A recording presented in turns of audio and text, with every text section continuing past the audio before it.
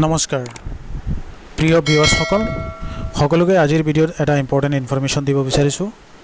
Mission বসুন্ধৰা 3.0 start হ'বলৈ আৰু বেছি দিন নাই। আপোনালোক সকলোৱে অপেক্ষা কৰি আছে মিছন বসুন্ধৰা কেতিয়া ষ্টাৰ্ট হ'ব। সেইকাৰণে আজিৰ এই ভিডিঅ'টো প্ৰস্তুত কৰিছোঁ যাতে আপোনালোকৰ মিছন বসুন্ধৰা 3.0ত কাম কৰিবলৈ সুবিধা হয়। আজিৰ এই ভিডিঅ'টোত আপোনালোকক জনাব বিচাৰিছোঁ যাৰ যাৰ পট্টাৰ মাটি আছে, পট্টাৰ মাটিৰ যিকোনো ধৰণৰ যদি কাম থাকে তেতিয়াহ'লে সেই কামখিনি কৰিবৰ সময়ত আপোনালোকৰ খাজানাত যিটো আছে খাজানাটো ক্লিয়াৰ লাগিব।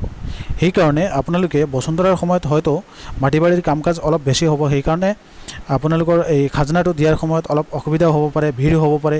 সেইকাৰণে এই কামখিনি আপোনালোকে আগতীয়াকৈ কৰি যদি ৰাখে তেতিয়াহ'লে আপোনালোকৰ এই কামটো কৰিবলৈ সুবিধা হ'ব। বসুন্ধৰাৰ যিকোনো কাম যদি আপোনালোকৰ বাটুৰা কৰিবলৈ থাকে বা আপোনালোকৰ যদি কিবা পাট্টাৰ যিকোনো ধৰণৰ কাম থাকে তেতিয়াহ'লে প্ৰথম আহিব আপোনালোকৰ এই মাটিডোখৰত খাজানাটো ক্লিয়াৰেঞ্চ লাগিব, টেক্সখিনি দি ক্লিয়াৰ কৰা থাকিব লাগিব। সেইকাৰণে আজিৰ এই ভিডিঅ'টো প্ৰস্তুত কৰিছোঁ। যোনে যোনে খাজানা দিয়া নাই তেওঁলোকে সোনকালে খাজানাটো দি ৰাখি দিব, তেতিয়া বসুন্ধৰাত কাম কৰিবলৈ সুবিধা হ'ব।